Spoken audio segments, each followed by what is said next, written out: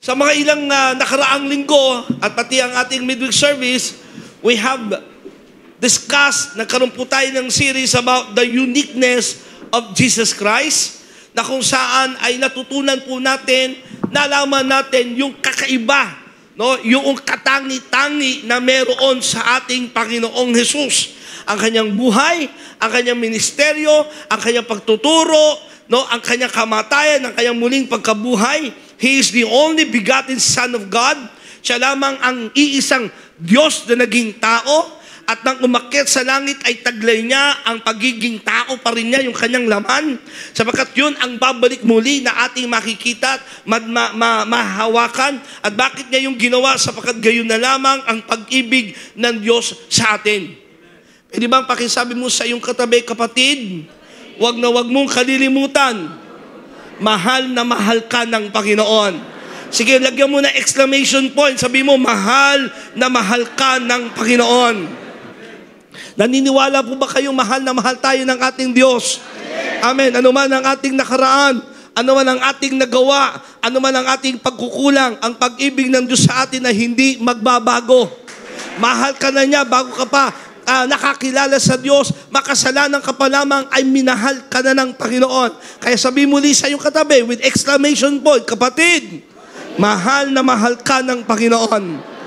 The uniqueness of Jesus Christ, ano naman yan sa atin? Napag-usapan natin ang kanyang kakaiba, ang kanyang katangian, ang pagiging unique ng ating Panginoong Jesus. Ang atin naman pong pag-usapan ay yung ating distinction, yung atin namang pagiging iba. Okay? Sabi mo ka sa katabi mo, iba ka rin eh. Yan.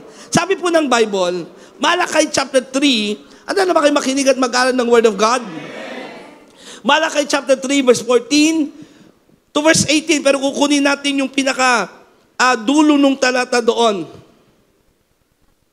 And you will again see the distinction between the righteous and the wicked, between those who serve God and those who do not. Sabi doon, and you will again see, at muli mong makikita ang distinction, ang kakaiba doon sa matuwid at makasalanan, doon sa naglilingkod sa Diyos at hindi naglilingkod sa Kanya. Sabay-sabay nga natin uli sabihin, distinction. Pag sinabing distinction, a difference between two similar things. Okay? Magkaparehas, parehas namang tao, parehas namang damit, parehas namang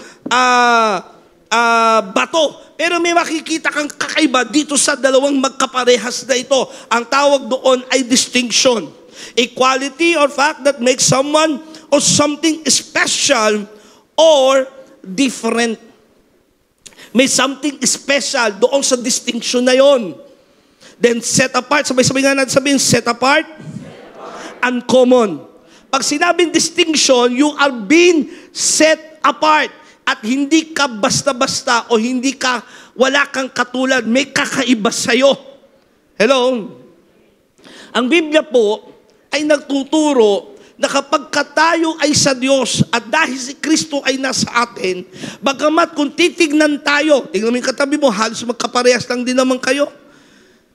Yung ilong niya, parang ganyan din yung ilong mo.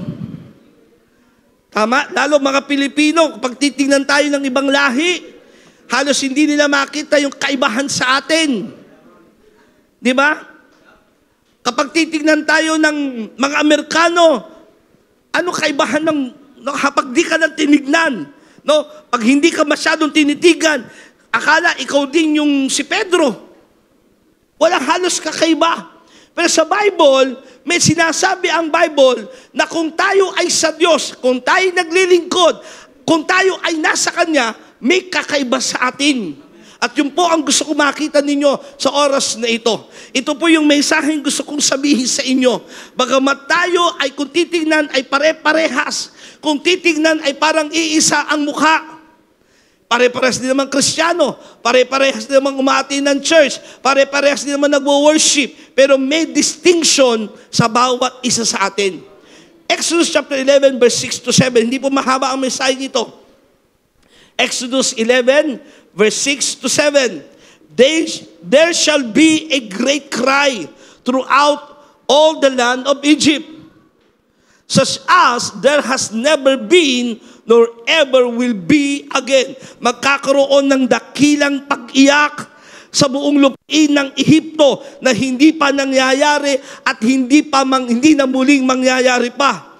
But among the Israelites, it will be so peaceful that not even a dog will bark. Then you will know that the Lord makes a distinction between the Egyptians and the Israelites. Naya kayo?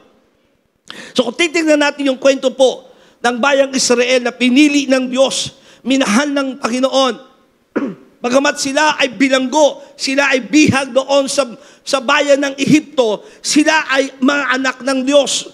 Ito po yung natutunan natin for the past ilang mga preaching. Nakikinig po ba kayo?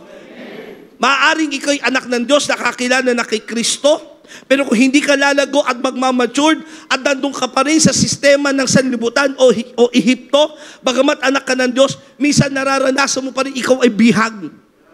Ikaw ay parang bilanggo. No, parang hindi mo magawa yung tunay na kalayaan sa pagiging Kristiyano, at yun yung buhay na meron sa mga Israelites. Sila ay anak ng Diyos, anak ni Yahweh, pero hindi nila magawa yung tunay na pagsamba kay Lord, paglilingkod sa Panginoon, at kung ano lang ang gustong ipagawa ng pero sa kanila, yun lang ang kanilang gagawin. Hanggang sila ay umiyak sa Diyos. Humingi sila ng tulong sa Panginoon. Nandiyan kayo? Kaya sabihin mo sa katabi mo, kapatid, matutunan natin na laging lumapit sa Diyos, laging umiyak sa Kanya, humingi ng tulong sa Kanya. Maaaring nahihirapan ka na sa iyong dating buhay na parang nagre-resurface uli. Bumabalik uli yung pagiging bilanggo mo, maaari sa bisyo, sa nakaraan, o mga bagay na kinalimutan mo na dati, pero ngayon ay nabubuhay muli. Hello? Kaya sabi mo din sa katabi mo, kailangan kang umiyak kay Lord, kailangan kong humingi ng tulong sa Kanya.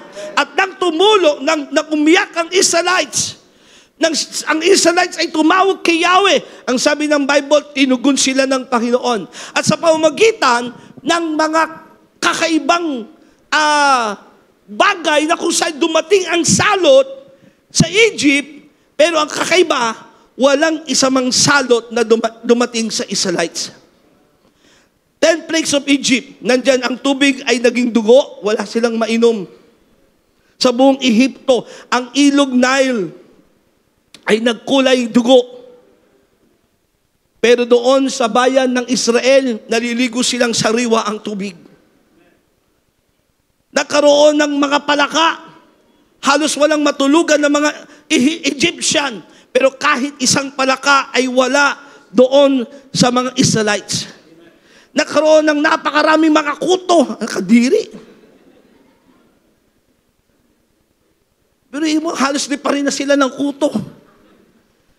Pero kahit isang kuto walang nakita, no, sa mga Israelites. Nagkaroon napakaraming langaw. Ganon din, wala pa rin sa Israelites. Namatay ang mga hayop, no, mga baka, kambing, mga livestock ng mga Egyptian. Pero kahit isang baka, isang kambing ay walang namatay.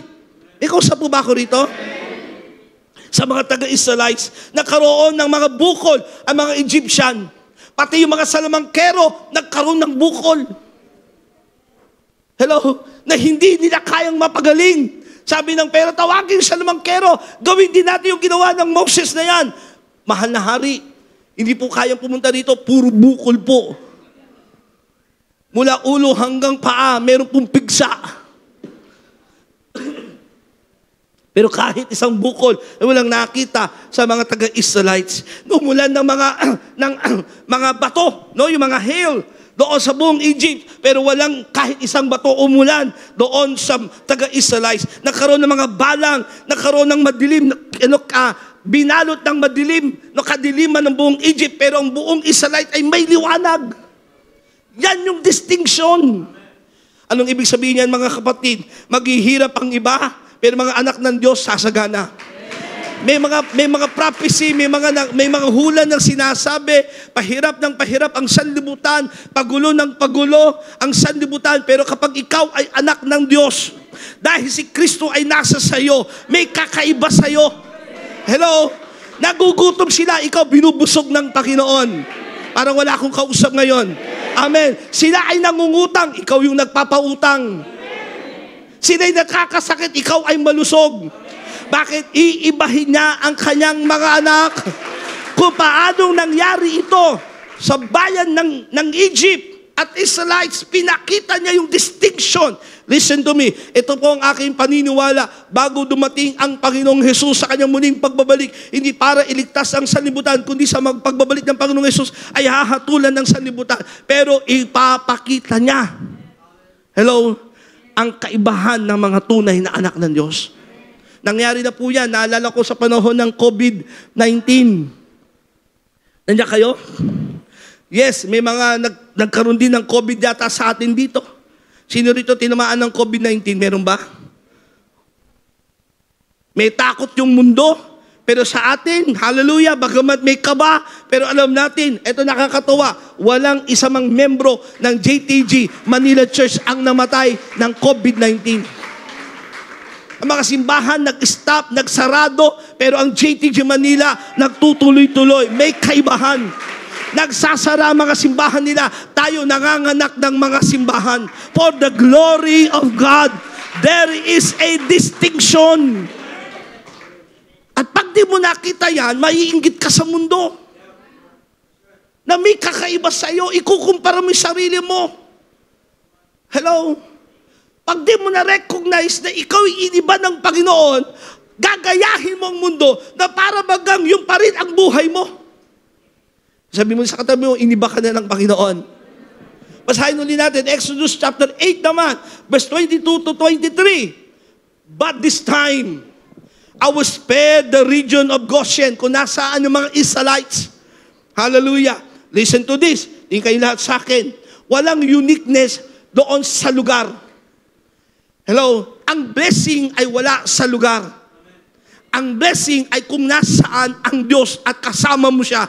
Kahit yan ay pinakamahirap na lugar, kapag kasama mo ang Diyos, masagana ka dyan. Walang kakaiba sa Goshen. Walang uniqueness na meron sa Goshen. Ang meron doon ay ang pabor ng Diyos sa mga anak niyang nandoon. Kaya pag iniisip ng iba, siguro sasagana ako pag ako'y nakalipat na ng Canada. Pag nakapagtrabaho na ako sa Makati, iba kami sa Makati. Walang special sa lugar. Alam niyo kung anong special? Yung pagsama ng Diyos sa'yo. Sabi niya, but this time I will spread the region of Goshen where my people live. No place will be found there. Then you will know that I am the Lord and that I am present even in the heart of your land. I will make a clear distinction. Nabasa niyo yun? Yan, laki ko nakaharang dito eh. I will make a clear distinction between my people and your people. This miraculous sign will happen tomorrow. Basahin naman natin Exodus 11 verse 6 to verse 7. Kinuha na natin yung pinakahuli sinabi ng Panginoong Diyos. Then you will know that the Lord makes a distinction between the Egyptian, between the world, and the Israelites, between my children. Ano kayo? Iibahin ng Diyos ang mga taga-sanlibutan sa mga tunay na anak ng Diyos. Anong sikreto doon? Kung babasahin natin sa 2 talatang binasa natin, sabi Lord, the Lord, I will make a distinction. The Lord is the one who will make a distinction. Inuulit ko, hindi dahil kaya ka masagana o dahil ikaw ay maraming blessing na naranasan dahil may kakaiba sa'yo. Wala yan sa lugar. Wala rin yan sa itsura mo. Hello? Nandiyan kayo? Wala yan sa edukasyong iyong nakuha o nakamit o natapos. Hindi yan sa galing at dami mong alam. Hello? Ang magiging kakaiba sa'yo ay kapag ka sinamahan ka ng Diyos. Kapag ka nandoon yung anointing, yung presensya ng Diyos na nangunguna sa iyong buhay, the Lord will make that distinction to you. Ulitin mo, titigan mo yung katabi mo, walang kakaiba dyan. May pimples din yan. Nagkakamuta rin yan. Hello? Dahil mga Pilipino, halos pare-pares tayo ng height, ng width, kulay, buhok, kulay, pare-parehas. Nandiyan kayo? Ano kaibahan natin? Ang kaibahan, kapag ang Panginoon ay sumama sa atin. Pare-paras lang din naman kayo ng business. Pare-paras kayo nagtitinda ng ice tubig. Bakit lahat sa'yo bumibili ng ice tubig? Dahil nasa sa'yo yung presensya ng Diyos. Nasa iyo yung pabor ng Panginoon. Hello? Pare-paras lang kayo nagtatrabaho sa kumpanyang yon. Pare-paras lang kayo ng level ng posisyon. Pare-paras lang kayo ng sinesweldo. Pero bakit may pabor sa'yo yung mga bossing mo? Hindi dahil cute ka? Hello? Yung iba, sobrang magpa-cute para mapansin. Sobrang mambola para lang makakuha ng pabor. Pero kapag ikaw ay anak ng Diyos, hindi nila mapipigilan, hindi nila makokontrol. Bakit ka pinapaboran? Walang iba kundi the Lord makes a distinction. Dahil siya yung nasa sayo. Ikaw sa ba ako rito? 2 Timothy chapter 1 verse 9. Umasa ka sa kapangyarihan ng Diyos. O sabi mo nga sa atin mo, umasa tayo sa kapangyarihan ng Diyos. Huwag ka umasa sa galing mo, sa husay mo, talino mo. Hello, sa forma mo. Hindi nadadala yan dyan. Hello? Hindi nadadala yan kung paano ka maglakad. Si Mami, kanina ginagaya ko yung lakad ni Mami. Sabi ko, parang kang penguin, Mami, ha? Wala sa lakad yan. Wala yung sa dating ng iyong itsura. Hello? Kundi umasa ka sa kapangyarihan ng Diyos na nagligtas at tumawag sa atin para sa banal na gawain. Ginawa niya ito hindi dahil sa anumang nagawa natin. Wala eh. Hindi naman dahil sa may nagawa tayo, kaya may kakaiba sa atin eh. Kundi ayon sa kanyang layunin at kagandahang loob. Dahil lang talaga sa biyaya ng Diyos, dumating sa atin ang kanyang pag-ibig, kinahabagan niya tayo. Sabi mo ka sa katabi mo, titigan mo siya ng uso, sabi mo, kinahabagan ka lang. Huwag kang magyabang. Hello? Kinahabagan lang tayo ng Diyos, kaya may kakaiba sa atin, kaya may pabor ang Diyos sa atin. Kagandahang loob sa simula pa, ito'y ibinigay na niya sa atin sa pamagitan ni Kristo Jesus. Salamat, binigay ng Diyos yun sa atin. Amen. Sabi ko nga, sila naghihirap, listen to me, dahil kayo anak ng Diyos, sumasagana ka. Basta bakit ganun? Totoo ba yan? Bakit naghihirap sila? Parang kasama ako sa naghihirap. Baka may tinuturo pa ang Diyos sa'yo. Baka hinuhubog ka pa ng Panginoon. Hello? Baka meron pang dinadagdag sa iyo si Lord na kailangan mong gawin at matutunan sa iyong buhay. Pero tandaan niyo ito, ang ending lagi ng mga tunay na anak ng Diyos na handang sumunod sa Kanya, paganda ng paganda ang kalagayan. Parang wala akong kausap dito Amen. Paangat ng paangat, pasenso ng pasenso. Yan ang destiny ng mga tunay na mga anak ng Diyos. Glorious ang ending natin. Hindi dahil sa atin, kundi dahil sa kahabagan ng Panginoon. Kaya sabi ko kanina, huwag mong gayahin ang takbo ng sanlibutan. Sabi sa katabi mo, unique ka. Kung paano si Jesus ay unique, ikaw din ay unique. Hello? May distinction ka. Kung titignan, parang magkaparehas kayo, pero bakit ikaw yung pinipili? Ikaw yung pinapaboran. Sa'yo bumibili. Hello? Ikaw ang gustong makasama. Ikaw ang gustong makausap. Hello? Sa'yo nagtitiwala. Ikaw sa po ba ako rito? Bakit? Ginawa ng Diyos yung distinction na yon sa'yo. May marka kang hindi nakikita ng sanlibutan. Minarkahan ka ng Diyos. Ikaw ay para sa Kanya. Kaya sabi ko nila, huwag niyong gayahin ang takbo ng sanlibutan. Kala ng iba, pag ginaya nila takbo ng sanlibutan, yun yung magiging parang uniqueness nila. Hindi. Sabi nga ng Romans chapter 12 verse 2, do not conform to this world. Huwag mong gayahin ng takbo ng sanlibutan, but be transformed by the renewal of your mind. Kailangan talaga, sabi mo ka sa atin, mabago pa ang isipan natin. Huwag kang mainggit sa takbo ng sanlibutan. Huwag kang mainggit sa mga yumayaman at sumasagana. Yung iba naiinggit, vlogger ba? Bumili na naman ng bagong sasakyan. Kaya iba gusto maging vlogger. Nahihiya ka naman sa camera. Walang masama kung kayo gusto mong maging vlogger, okay lang din naman yan. For the glory of God, do it. Tama?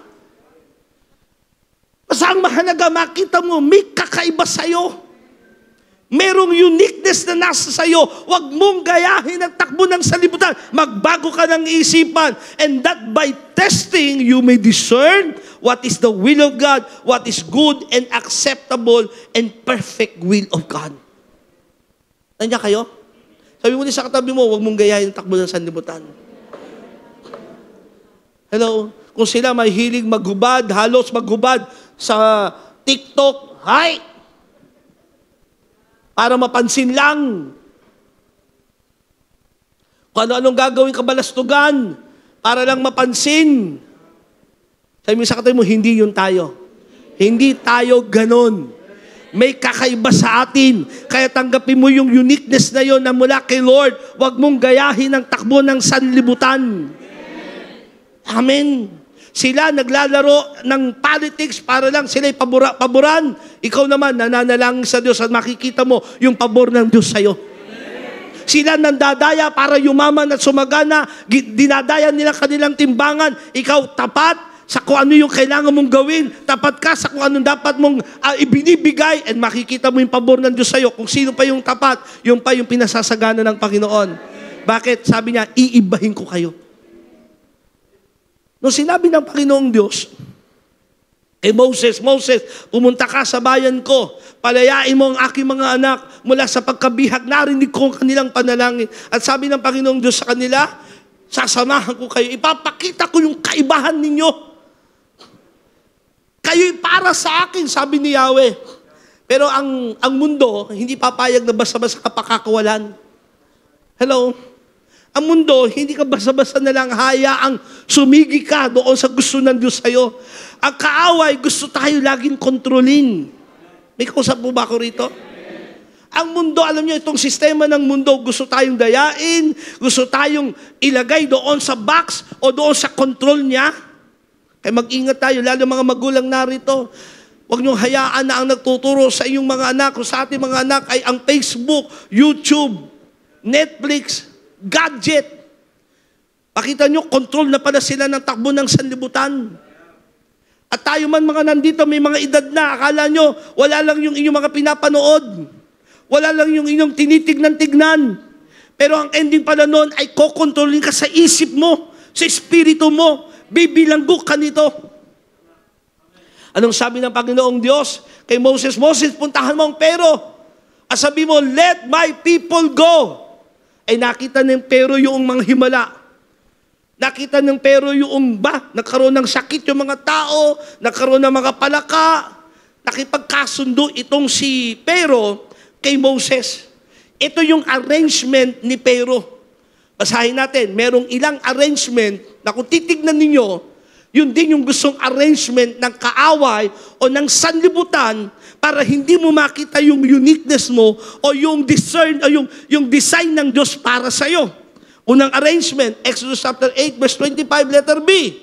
Sabi ng Pero, go, sacrifice to your God, but within the land. Pumayag si Pero nung una, nanya kayo? Sige, umalis kayo. Magsakripisyo kayo sa inyong Panginoong Diyos. Sumamba kayo sa Panginoong Diyos. Pero, dito lang sa Egypt lang din. Hello? Sabi mo nga sa katabi mo, unique ka? May distinction sa'yo? Pero mundo gusto niyang dayain ka. Na akala ng iba, ito yun na pwede kang mag-sacrifice kay Lord, pero nandun ka pa rin sa dati mong lugar o buhay. Sabi ng Pero, you can go and sacrifice to your God, but only within the land. Dito lang din sa Egypt. Hindi pa pwedeng sumasama ka kay Lord, pero ang buhay mo, makasanlibutan pa rin. May kausap mo ba ka rito? Hindi mo makikita yung distinction mo Di makikita yung uniqueness mo sa iyong buhay. Na you worship the Lord, pero nandun ka pa rin sa Egypt. Sunday mag-worship ka, pero Monday to Saturday, nagmumura ka. May kausap mo ba ako rito? Kaya hindi mo makita yung distinction mo eh. Ang sanlibutan, hindi nakikita yung distinction ng biyaya ng Diyos sa buhay mo. May kausap mo ba ako? Kasi yes, nag-worship ka nga. Pupunta at aating ka ng church, hoy! Pero doon ka pa rin uuwi at babalik sa dati mong paraan ng buhay. Hello? Nandun ka pa rin, bihag ka pa rin ng bisyo. Mag-worship ka, pero mamayang gabi, iinom ka. May kausap po ba ako rito? Hello? Ano ba yung, sa pag-inom ninyo, hindi nyo ma-overcome? Kasi ibang isip ganito eh. Ano lang naman to? Pampalipas lang ng oras. Sa Jesus nga, gumawa ng alak eh. Iba po yun. Iba yung alak na yon. Kung pag-aaralan ninyo, yun yung mula sa ubas, katas ng ubas. Hindi po beer na gawa na nakakalasing kasi sabi ng Thessalonians, huwag kang iinom ng alak na nakasisira ng inyong pamumuhay. Sira na yung buhay ng iba sa alak eh. At wala po, tignan nyo sa kwento ng mga taong naging lasinggero, walang napabuti ang buhay. Tapos more naging ka na, lasinggero ka pa rin. Ewan ko, sino pinaparinggan ni Lord dito, ha? Hello? Sa mga kabataan, yung pasip-sip-sip lang na konti. Sinisimulan nyo sa mga light. Bakit? Ito, ha? Gusto nyo lang makain pa rin sa mundo. Sabi mo, hindi ka na para sa mundo. Makita mo yung uniqueness mo kay Lord. Ikaw ay para na sa Kanya. Hindi ka pwedeng born again, pero uuwit, babalik ka pa rin sa dati mong buhay. Hello? Amen? Magyoyosi ka pa rin. Now, merong yes, naiintindihan ko, may season ng Diyos para palayain ka. Pero alam niyo po, minsan ikaw din ang nagiging dahilan bakit tumatagal yung deliverance mo sa buhay mo.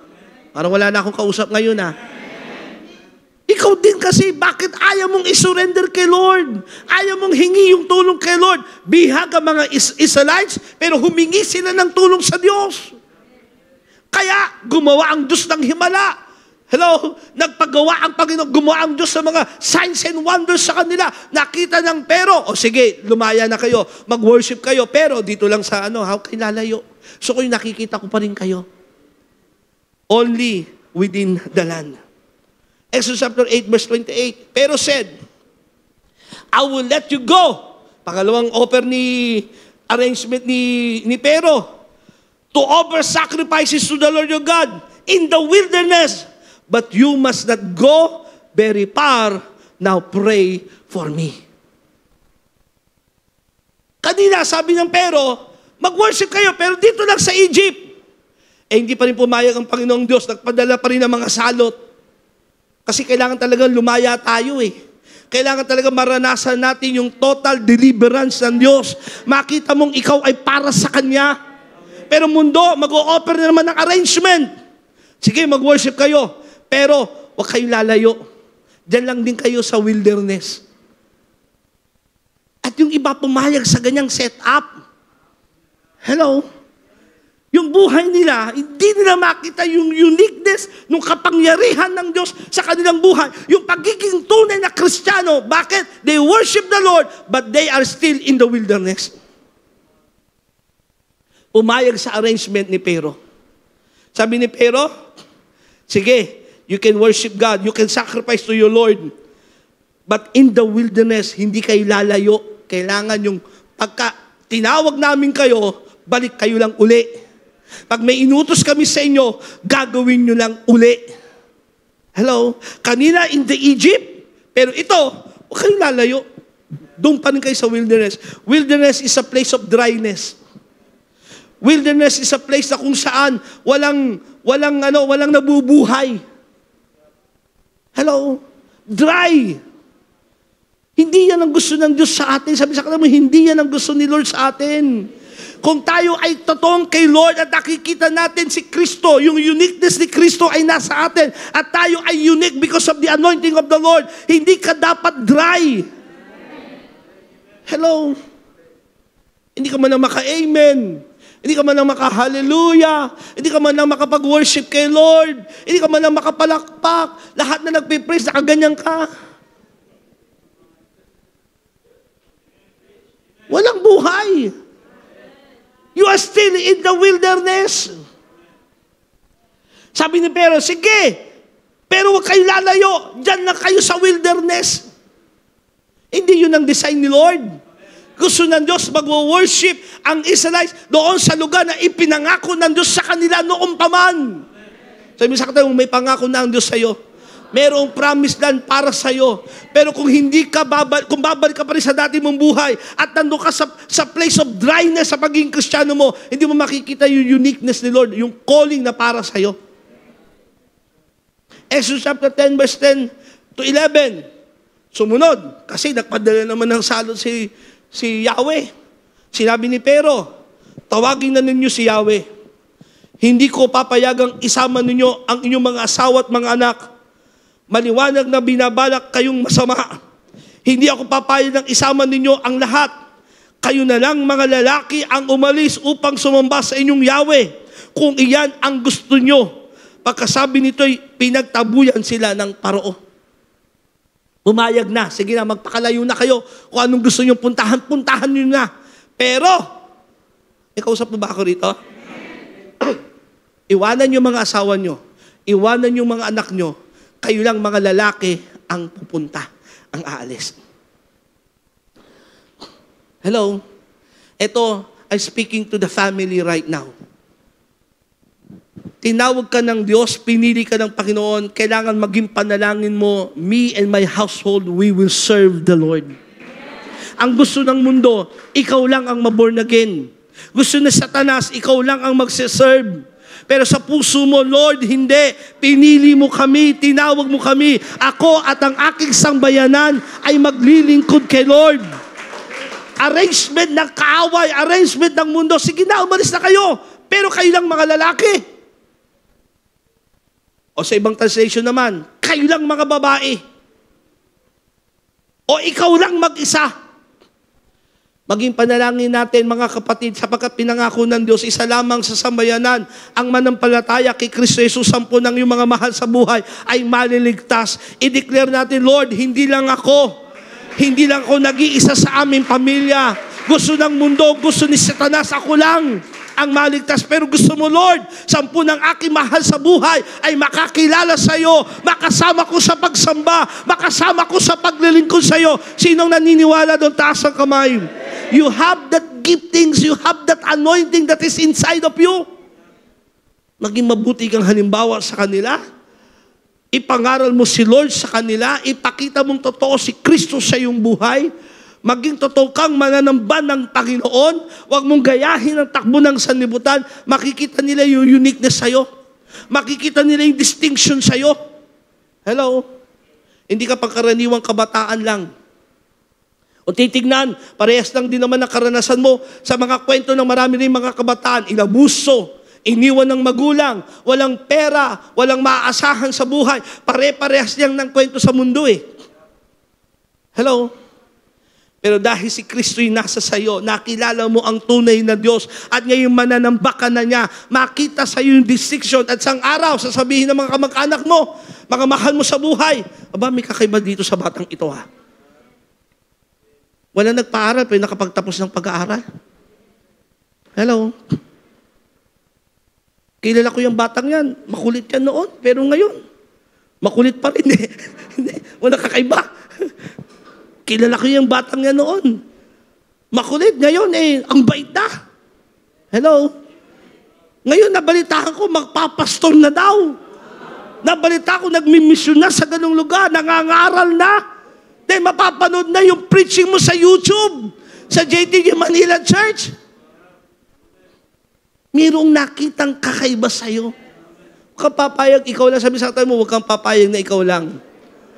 Sa mga tatay na narito na umaaten, sabi nga ni Mami isang araw, naalala ko, no, pilitin ninyo, gamitin ninyo yung inyong influence, gamitin ninyo yung pagiging mga magulang ninyo, pingutin nyo sa tengang inyong mga anak, gising, aten.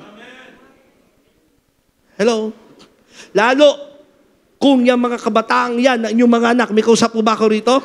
Ay nasa ilalim pa ng inyong pangangasiwa, hanggat nasa inyo pang pangangasiwa at nakatira pa sa inyo, kayo ang nagpapakain, kayo nagpapaaral, gamitin yung influensya nyo sa kanila. Isang araw kapag yan may sarili ng trabaho, mahihirapan ka na. Pero ganun pa man, magpe-pray ka kay Lord, Lord, Panginoon, pangako mo yan. Isa lang sasabihan na ng makakilala sa iyo, makakasama ko ang aking mga anak, makakasama ko ang aking asawa, makakasama ko ang aking mga kapatid, magsasamba sa iyo. Sabi ng arrangement ni Pero, sige na, umalis na kayo mga lalaki lang. Kasi alam ni Pero, itong mga batang ito, lalaki rin. Yung mga anak, yung mga babae, mga anak uli. Dadami na naman yung mga alipin nila. Babalik lang uli yung cycle ng kwento ng Israelites. Hello? Pero hindi yun ang design ng Panginoon. Gusto ng Diyos palayain tayo 100%. Maranasin natin 100% yung biyaya ng Diyos sa ating buhay. So ano naman ang arrangement ng Panginoong Diyos? Anong arrangement niya? So dumating yung salot at ang huling-huling salot, listen, ayaw niyang payagan kayong umalis lahat ha. Sabi ng Panginoong Diyos kay Moses, Moses, kausapin mo lahat ng mga Israelites at itong gagawin ninyo. Mamayang gabi, papatay kayo ng kordero. Pag sinabing kordero, yung batang anak ng tupa, na baby pa, na inaalagaan ninyong mahal na mahal nyo, kakatayin nyo, at yung dugo niya ang ipapahid nyo doon sa poste o hamba ng inyong mga bahay, ng inyong mga pintuan. Basahin natin, Exodus chapter 12, verse 13. Kasi ito yung distinction na meron sa atin. But the blood on your doorpost will serve as a sign. Anong sign na kakaiba sa'yo? The blood that is in us will serve as a sign. Marking the houses where you are staying. Yun ang magiging marka ng kakaiba sa inyo. When I see the blood, I will pass over you.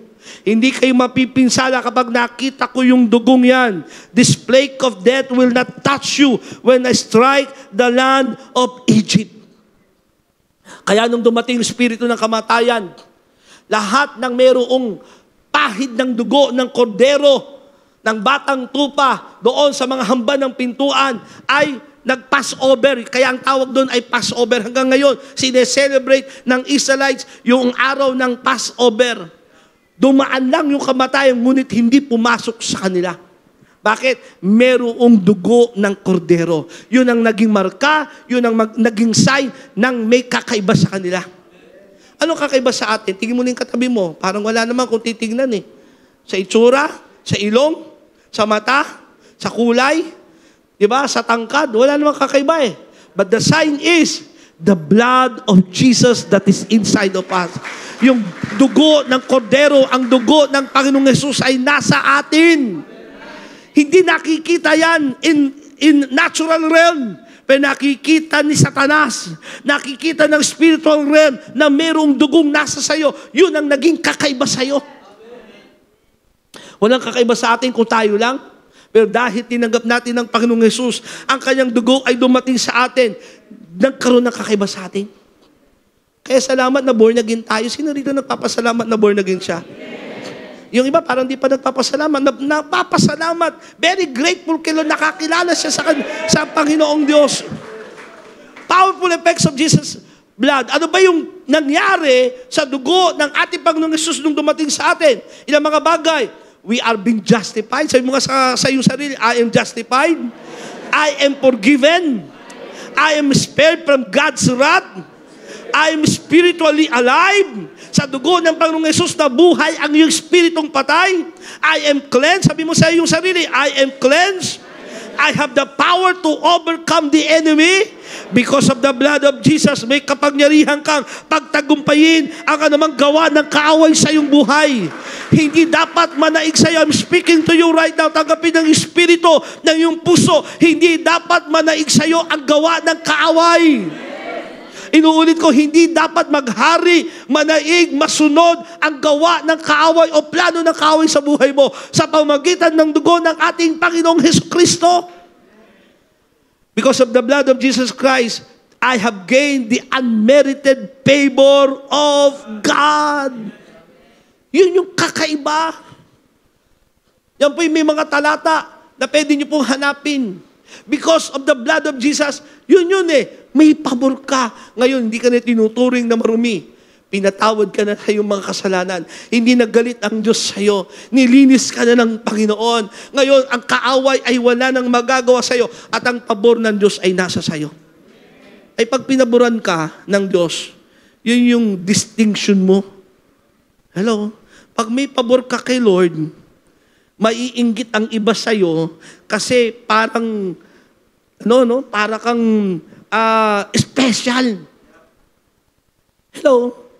Nararamdaman nyo bang special kayo? Kung sa titingin ka sa sarili mo, parang wala. Nandiyan kayo? Kung titingin ka sa iyong kahinaan, walang special sa akin. Kung titingin ka sa iyong nakaraan, ay lalo na, ang pangit ang nakaraan natin. Pero kung titignan mo yung Jesus na yung tinanggap, yung dugo ng Panginoong Jesus, sasabi mo, ako ay kinahabagan ng Diyos. Salamat sa kanyang pag-ibig. Makikita mo, magmamanifest sa'yo, may kakaiba sa'yo. Kaya listen to me, tingin kayo lahat sa akin, mga anak ng Diyos, JTG Manila Church, sa paglalakad nyo sa inyong buhay araw-araw, sa pagtatrabaho nyo, tanggapin nyo yung pananampalatayang si Jesus ay nasa sa inyo. Ang dugo ni Jesus ang nag-cover sa iyong buhay. Kaya sa bawat pagtatrabaho mo, pag-aaral mo, o saan ka man pupunta, mararanasan mo yung pabor ng Diyos sa buhay mo. Nandiyan kayo? Makikita mo yung pabor ng Diyos.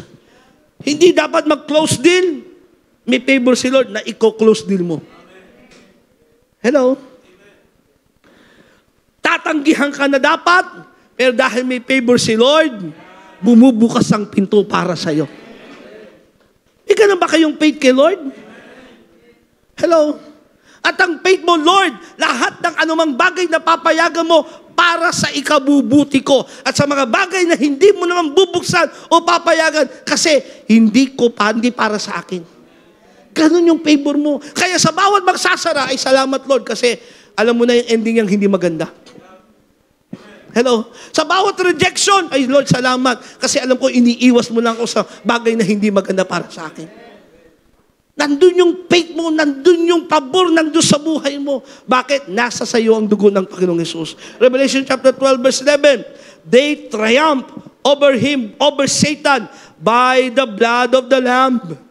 At sila'y nagtagumpay laban kay Satanas sa magitan ng dugo ng kordero. Kaya sabi nga sa atin mo, walang magagawa si Satanas sa'yo. Huwag kayong pakontrol kay Satanas. Mga kabataan, huwag kayong pakontrol sa gawa ng sanlibutan o gawa ni Satanas o ni Taning. Yung parang wala kang magawa kundi buksan mo yung cellphone mo, then makiklik ka ng mga malalaswa. Parang wala kang magawa, parang wala kang power to hindi gawin.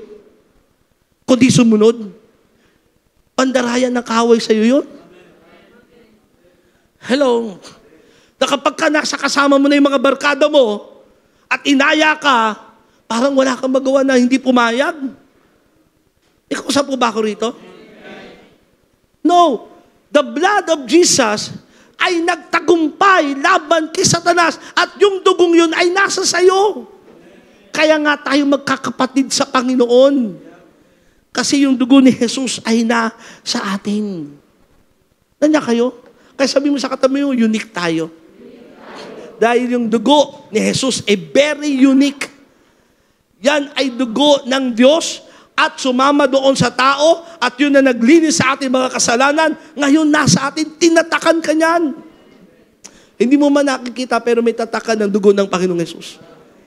Kaya kaaway, aatake pa lang sa'yo, nakikita na yung dugo, wala siyang magagawa. Hello? Sumunod, what makes us distinct? The anointing of the Holy Spirit makes us distinct. Yung anointing ng banal na Espiritu, hindi lang yung kanyang dugo kundi yung kapangyarihan ng banal na Espiritu. Things the anointing will do. Kapag nasa sa yung anointing ng Panginoon, with the anointing comes power. Acts chapter 1 verse 8, but you will receive power when the Holy Spirit has come upon you. And you will be my witnesses in Jerusalem and in all Judea and Samaria and to the end of the earth. Because of the anointing of God, na nasa atin, we are distinct. Ano yung anointing na yon? It will give you power. Kaya sabi mo sa katabi mo, hindi boring ang pagiging Kristiyano. Yung parang wala kang magagawa. Hindi. You are powerful because of Jesus Christ. Hello? Kaya mong gapiin ang mga demonyo, ang mga higante sa iyong buhay. Naniniwala ba kayo doon? Tingnan mo yung katabi mo. Sabi mo, powerful tayo. Because of Jesus Christ. Sa atin lang, wala tayong magagawa. Pero nasa atin si Jesus, ang kanyang anointing ay nasa atin. We become power. Sabi, you will receive power. Kaya pagka nangihina ka, o tingin kayo na sa akin, fellowship with the Holy Spirit. Pag dumarating sa iyo yung pagdududa sa pananampalataya, fellowship with God. Mag-pray ka sa Holy Spirit, mag-speaking tongues ka. Nalakas kang muli. Makikita mo ba? Praise God. Lumalakas na naman ako. Yung paglakas mong yon, magiging witness ka. Magiging patotoo ka. Magiging patotoo na merong tunay na Diyos. Number 2, anointing will make you more than you are. Kapag dumating sa yung anointing ng Diyos, higit ka pa kung sino ka ngayon. Acts chapter 4 verse 13, when they saw the courage of Peter and John and realized that they were unschooled, ordinary men, they were astonished and they took note that these men had been with Jesus. Wala namang kakaiba kay Pedro at sa kay Juan. Sabi nga nila, wala namang mga pinag-aralan ito. Pero bakit pag nangangaral, ang mga tao ay nakikinig? Patungan na kanyang kamay, ang may sakit ay gumagaling, lumalaya sa mga demonyo. Hindi namang mga nag-aaral ito. Hindi ka namin nakikita ito sa sinagog na nagtuturo. Anong meron sa kanila? Sabi ng mga tao. At doon nila nalaman, dahil itong si Juan at si Pedro nakasama ni Jesus. Hello? Kaya sabi mo nga sa katabi mo, babad lang sa presensya ni Lord. Babad lang sa Panginoong Jesus. Listen, gusto mo maranasan yung distinction sa iyong paglilingkod, sa iyong buhay, yung anointing ni Lord ay dumadaloy sa iyo, babad ka sa Panginoong Jesus. Yan ang problema ng maraming Kristiyano. Listen to me. Yung Bible, hindi mo na mabasa. 10 years ka nang nag-Kristiyano pero hanggang ngayon hindi pa nababasa ang buong Bible. Pastor, kailangan ba nabasahin ko pa ang buong Bible? Hindi naman sinasabing kailangan, pero bilang ikaw na mananampalataya at alam mo ang pundasyon ng iyong pananampalataya ay salita ng Diyos, tungkulin mo magbasa. Sabi nga ng isang pastor kahapon, 3 talata lang ang basahin mo.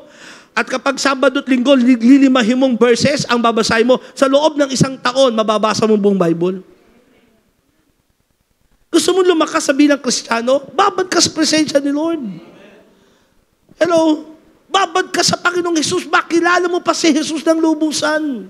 Kaya hindi mo makita yung distinction mo, yung kakaiba mo, yung anointing na dumadaling sa'yo, kasi mas babad ka pa sa Facebook. Hello? Mas babad ka pa sa kakapanood, sa tambay dito, tambay doon. Ang ministry ay hindi nakapagbibigay ng kalakasan o ng anointing. Ang ministry, ang effectiveness nito ay dahil yung anointing ng Diyos na nasa sa'yo ay nagmamanifest. Kaya effective ka sa ministry. Pero kung titingin ka lang sa ministry bandang huli, o gagawa ka lang sa ministry, walang babad sa presensya ni Lord, mapapagod ka sa ministry. May kausap po ba ako rito? Kaya sikreto, sabi rito, si Pedro at si Juan, nalaman nila, kasama nila si Jesus. Ang tanong, kasama mo ba si Jesus? Kasi kung ikaw lang, walang uniqueness sa'yo Pero kapag nasa sa'yo si Jesus, makikita yung kaibahan sa'yo. Number 3, with the anointing comes healing. Luke chapter 9 verse 1, then he called his 12 disciples together and gave them power and authority over all demons and to cure diseases. Sa pamamagitan ng anointing ni Lord, pati yung sakit karamdaman ay gumagaling. Pati yung sarili mong sakit. Sa puso, sakit sa mga hinanakit, sama ng loob. Hello? Makikita mo yung uniqueness ng isang Kristiyano, yung distinction meron sa kanya. May problema rin naman. Pero bakit ang gaang ng buhay? Nakikita nyo ba yon? Hello? Makikita mo, meron din naman siyang pangangailangan. Hindi naman grabe yung kanyang trabaho. Kung titignan mo, simple lang naman ang kanyang hanap buhay. Pero parang hindi nagkukulang. Amen ba? Parang hindi napapagod sa paglilingkod kay Lord. Parehas lang din naman kayo kung titignan mo. Bakit may kakaiba sa kanya? Dahil yung anointing ng Diyos nasa buhay niya. Hello? It comes with healing. Number 4, with the anointing comes supernatural ability. Parang sila Moses, sila Joshua, at mga lingkod ng Diyos sa Bible. Kung titignan mo, because of the anointing, nagkaroon sila ng distinction. May kakaiba silang kwento sa buhay. Si Moses, di ba? Napakalakas, makipindot. Si Joshua, kahit may edad na siya, nilid niya ang buong Israelites. Kasama ni Caleb, tumatakbo ang mga kaaway sa kanya because of the anointing ng Diyos sa kanilang buhay. Number 5, with the anointing comes power to live victoriously. Parang si David. Kung tignan mo si David, parang isang pangkaraniwang kabataan. 15 years old, sabi ng Bible, nung inanoint siya. 15 to 16 years old. Napakabata pa niya. Pero because of the anointing, napatay niya si Goliath. Hindi siya nadaig ng kalaban. Hello? And then, ano pang magdidistinct sa atin? At last ito, serving the Lord makes us distinct. Sabi ng iba, ano magagawa ng paglilingkod kay Lord? Busy ako. Marami akong ginagawa. Mas gusto ko pang pag magtrabaho o atin lang ako ng Sunday. Wala naman siguro masama doon. Pero gusto mo maging distinct, maranasan mo yung kakaibang pagkilos ng Diyos sa buhay mo, maglingkod ka kay Lord. Malakay chapter 3 verse 14 to 18, dito ako magtatapos. You have said, it is useless to serve God. What profit is it that we have kept His ordinance and that we have walked as mourners before the Lord of hosts? Sabi mo, anong pakinabang kung maglilingkod? Anong pakinabang kung susundin ko ang kanyang mga utos? Kung lalakad ako sa kanya at umiiyak ako sa Panginoong Diyos. So now we call the proud blessed. Sasabihin nila, yung mga mayayabang pinagpala for those who wickedness are raised up. Kung sino pa yung masama, umaangat ang buhay. They even tempt God and go free. Kung titignan mo, parang sinubok pa nila ang Panginoon Diyos at parang ang laya nila sa kanilang buhay. At that time, those who feared the Lord spoke with one another. And the Lord listened and heard them. Kaya napakalaga talaga laging tumawag sa Diyos eh. So a scroll of remembrance was written before Him regarding those who feared the Lord and honored His name. They shall be mine, says the Lord of hosts, on the day that I make them my jewels, and I will spare them as a man spare his own son who serves him. Parang isang anak, spare ko kayo. And verse 18, and you will again see the distinction between the righteous and the wicked, between those who serve God and those who do not. Ipapakita ko sa inyo yung kaibahan ng sumusunod sa akin at sa naglilingkod sa akin. Gusto nyo maranasan ng distinction ng pagiging Kristiyano nyo, ng anointing ng Diyos ay nagpo-flow sa inyo? Makikita niyo yung pabor ng Diyos ay patuloy na lumalakad, nangyayari sa inyong buhay. Hindi lang yan para sa pagtatabaho nyo. Hindi lang yan para sa mga gusto nyo makamit sa buhay. Hello? Kundi mangyayari yung distinction na yan at makikita mong nagaganap dahil naglilingkod ka sa Diyos. Yan yung distinction. Kapag naglingkod ka sa Kanya. Kaya sabi mo sa katabi mo, kapatid, huwag ka nang magdalawang isip. Maglingkod ka sa Kanya. Sa anumang kapamaraan ang pwede mong gawin para sa Kanyang kaharian. Paglingkuran mo si Lord. Hello? Huwag ka lang mananamba tuwing linggo. Tapos wala kang ginagampan ng tungkulin para sa Kanyang kaharian. Paglingkuran mo si Lord kahit nasa labas ka ng simbahan. Kapag may nakausap kang hindi Kristiyano, mag-share ka. doon makikita yung distinction mo. Pag may nangangailangan, tumulong ka, maging blessing ka sa iba, makikita mo yung kakaiba mo, kakaiba sa'yo. Kasi bakit? Ikaw yung nagbibigay, ikaw naman yung lalo pang pinagpapala ng Diyos. Doon mo mararanasan yung distinction kapag pinaglingkuran mo si Lord. Kaya minsan, tingin mo parang ang boring ng paglilingkod. Ang boring ng pagiging Kristiyano. Boring yung pag-atin-atin lang ng church kasi hindi ka naglilingkod eh. But the moment na naglingkod ka, makikita mo yung pabor ng Diyos. Hello? Sa mga nagpapastor, maraming kwento ng distinction yan. Maraming kwento ng pabor yan. Hello? Bakit? Naglingkod sa Diyos. Gusto mo maranasan distinction mo, makita mo yung uniqueness at pagkilos ng Diyos sa buhay mo, sabi sa katayo mo, maglingkod tayo sa Kanya. Joshua chapter 24, verse 14 to 15, na dito ako magtatapos. Now, fear the Lord and serve Him with all faithfulness. Throw away the gods your ancestors worship beyond the Euphrates River and in Egypt, and serve the Lord. But if serving the Lord seems undesirable to you, then choose for yourselves this day whom you will serve, whether the gods your ancestors served beyond the Euphrates or the gods of the Amorites in whose land you are living. But as for me and my household, we will serve the Lord.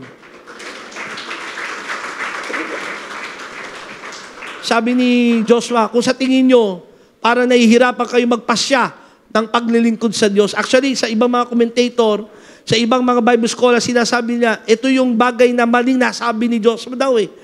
Kasi dapat hindi niya pinapili ang Israelite, kundi kinuman niyang maglingkod kayo sa Diyos. Para pinapili niya ang dating eh. Mamili kayo, maglilingkod ba kayo sa Diyos sa mga ninuno nyo sa Euphrates? O paglilingkuran nyo ang Diyos? Kung ayaw nyo, kung undesirable sa inyo maglingkod, ako at ang aking pamilya maglilingkod sa Diyos. Kailangan talaga isa puso natin ang paglilingkod eh. Hello? Hindi ka lang naging Kristiyano para umatin ng church, umupo every Sunday, kumanta ng ilang kanta at uuwi na. Mula Monday hanggang Sabado, maglalaro ka sa takbo ng sanlibutan. Hello? Nahihirapan ka ma-overcome ang tukso ng sanlibutan. Pag-inom, pambababae, panlalaki, pandaraya, nandyan lahat yan sa sanlibutan eh. Hello?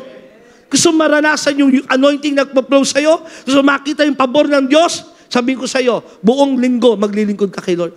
Kahit nasan ka. Maging blessing ka sa paglilingkod kay Lord. Maging blessing ka sa iba. Tumulong ka, magbigay ka, magpalakas ka. Paglilingkod sa Diyos yun. I-share mo si Kristo. Makikita mo yung distinction mo. Habang nasasalita ka, hindi ka naman magaling. Hindi ka naman mahusay. Hindi mo kabisado mga talata. Pero yung pabor ng Diyos, yung kakaibang meron sa'yo, sasabihin nila, ay grabe. Magugulat ka na lang, sinesharean mo, umiiyak. Gugulat ka na lang, yung sinesharean mo, isang araw, kasama mo nang umaati sa church. Makikita mo yung paglilingkod kay Lord, may kakaibang pabor ang Panginoon. Hirap na hirap silang kumita ng pera, ikaw, daming blessing ni Lord. At hindi naman natin ginagawa yon dahil lang sa blessing. Kundi dahil nakilala natin ng Diyos, naranasan natin siya. Babalikan ko, doon ako magtatapos. Ang mundo makikipag-deal sa inyo. Magkakaroon ng arrangement. Gusto niyang, sige, mag-worship ka. Pero dito ka lang uli babalik, ha? O sige, mag-worship na kayo. Pero huwag kayong lalayo. Sumunod, mag-worship kayo pero wag ikaw lang mag-isa. Huwag mo isasama pamilya mo. Huwag kang papayag sa arrangement ng mundo. Kasi ang arrangement ni Lord, maranasan mo ang kanyang biyaya, maranasan mo kanyang kapangyarihan, mag-flow sa iyo kanyang anointing, makita ng sanlibutan, may kakaiba sa iyo. At walang iba kundi yung Kristong nasa sa atin. Yung dugo ng Panginoong Hesus ay ating tinanggap, nagpo-flow sa atin ang kanyang kapangyarihan. Kaya may pabor, may pagpapala, may kalakasan, may himala, may kagalingan sa mga tunay na naglilingkod sa Kanya. Yan yung kaibahan. Tayong lahat ay tumayo. Yan yung distinction. Amen? Now, I want to challenge you right now JTG Manila Church. Next Sunday, we're going to release a new series about how to win Manila. Kasi yun ang tema natin sa ating anniversary, Winning Manila. Paano nga ba natin mawiwin ang Manila? Pero ngayon, bago natin tapusin yung uniqueness of Jesus Christ, dinala tayo naman yung ating pagiging unique. Yung pagiging distinction natin, yung pagiging kakaiba natin. Naging iba tayo hindi dahil sa ating sariling ganang lakas, galing at husay. Kundi naging kaiba tayo dahil anak tayo ng Diyos. Si Kristo'y nasa atin, ang kanyang kapangyarihan ay nasa atin. Sabi niya, I will the one who will make the distinction. Sabi niya, ako na iyong Panginoon ang gagawa ng inyong pagiging kakaiba. Kaya kung di tayo bababad sa presensya ng Diyos, nakikinig po ba kayo? Kung di natin aalamin ang kanyang mga salita, hindi tayo makakaroon ng desire na paglingkuran si Lord. Ang pagiging Kristiyano mo, nagiging boring. Parang paulit-ulit. Nakakatamad. Nakakagutom. Parang wala kang magawang Kristiyano. But the moment you step in faith, at sabi mo, Lord, nandito ako, magpapagamit ako sa iyo. I believe in the blood of Jesus that I am anointed with the Holy Spirit. Wow! Araw-araw mararanasan mo yung kakaibang anointing sa buhay mo. Hindi lang, listen, yung distinction ng anointing ng Diyos sa kumikilos, hindi lang para sa mga great man of God. Hindi lang sa iilang mga tao. Yan ay ibinigay sa lahat ng mananampalataya. Sa lahat ng mananampalatayang maglilingkod, susunod at gagawin ng kanyang kalooban. I pray ngayong oras na ito, JTG Manila Church family, magkaroon kayo ng desire na maglingkod pa kay Lord. Sabi mo nga sa tayo mo, maglingkod pa sa Panginoon. Maglingkod pa sa If it is undesirable, sabi ng Bible, for you to serve the Lord, sana wag mangyari sa inyo yung ganun, na wala yung desire niyong paglingkuran si Lord. Kundi, me and my household, we will serve the Lord. Taso natin ang ating kamay, and as we worship the Lord, this very moment, may the Lord increase your faith. May the Lord increase the anointing. May the Lord raise up your spirit right now in the name of Jesus. May the Lord stir up the spirit that is inside of you. And you will understand. You will know that you are anointed by the Holy Spirit. You are called by God. Tinawag, pinili ka ng Diyos para sa Kanya at para sa Kanya lamang. Inuulit ko, huwag kang papayag sa arrangement ng kaaway. Huwag kang papayag sa arrangement ng sanlibutan. Amen. Salamat ako'y tinawag.